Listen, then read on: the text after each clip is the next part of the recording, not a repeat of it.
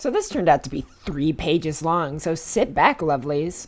GameoVerse is a really interesting concept, and I was not prepared for it to be so good. Created by Mastermind, Ross O'Donovan, and Aaron Hansen, and if those 2 names sound familiar, it's because Aaron Hansen, also known as Egoraptor, is a YouTube OG and current Game Grump.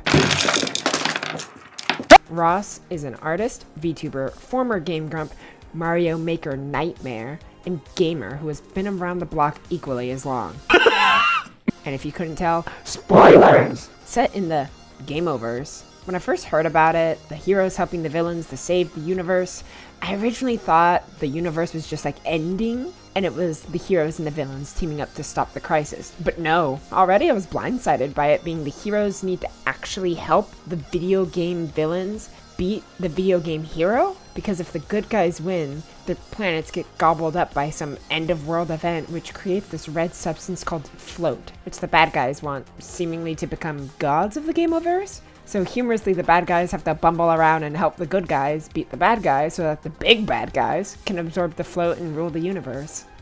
Join us. Snap is the sea scourge. I am your father. No! The universe is already filled to the brim with video game references, a star-studded cast, and most of all, lore, which you know I'm a deep sucker for. So let's begin, because this ride's gonna be fun.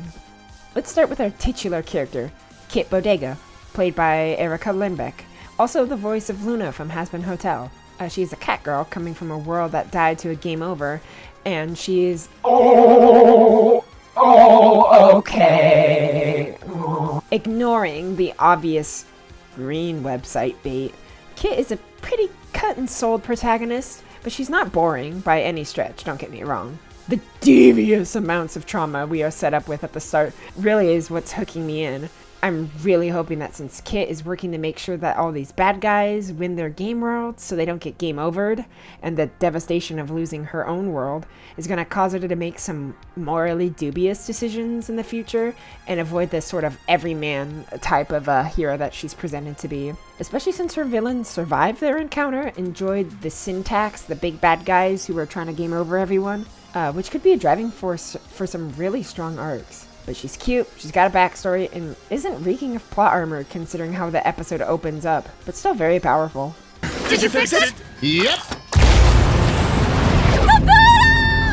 Then Caboodle, a little robot backpack companion type guy, played by fucking Jay Schlatt. They don't even know his real name. No one knows or uses his real name. He's just Jay Schlatt. I swear to God, I would not be surprised if it was on his driver's license at this point. I'm actually enjoying his character a lot more than I thought. Being a stereotypical Clank from Ratchet & Clank-esque type, I expected him to be a goody two-shoes. But no, he's just a dick. Hey, maybe he can write our obituaries after he gets us both killed. And I'm casually loving this. He also seems to have some deeper ties to Kit rather than just the Deuteronomist, a secondary protagonist. Which I'm excited to see where it goes, because it's insinuating that he might be a little more powerful and prevalent than just being the MC's player too, and have more importance to the overall worlds and the effects that are on them. Malice and Warwick, who are Kit's bad guy from her game world and the leader of the Syntax respectively, who are being set up to be recurring major antagonists of the series. Initially, both of them are sort of set up to be cartoonish bad guys, but by the end, they really show how malicious and vile they are probably going to end up actually being. Rather than their lackeys, Misinformation and Fold, who are the Jesse and James type from this series, who seem to be both the more comedic relief villains, considering that they're bad guys bumbling around to help the heroes succeed in other game worlds, and just being the worst, the absolute worst, at convincing anyone that they're the good guys. Except if you're flappers. Prepare for trouble! Make it double!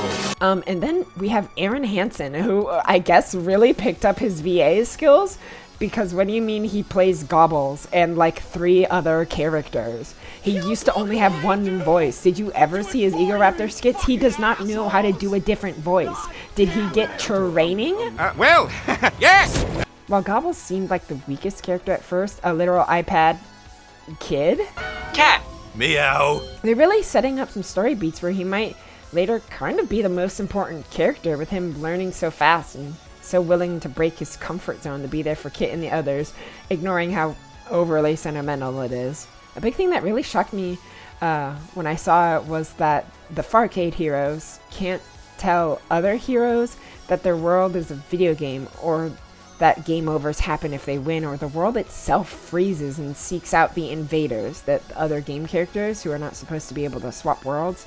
And the game worlds themselves don't like these interlopers, which was really interesting to see done. And I think it can have some really strong meta-narrative stuff happen, considering that Farcade and Syntax shouldn't even really be able to exist to begin with, and how that's possible is tantalizing to know.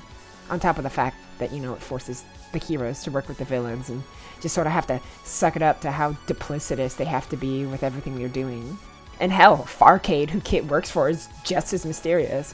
All we know is this guy, Dusk, is related to it, and that it's a ragtag group of former heroes helping other worlds' bad guys to prevent a game over and help as many people as possible. But as much as I'd love to go over all the characters, I can't, because there is a wild cast. If you're a YouTube troglodyte like me, which you damn well have to be on my channel, so let's do a rapid fire. Giwi, a big VTuber. Looking for me of all people to be like, you drew gross, you like gross. Yeah, you're right. Fandom shit. Matt from Super Mega.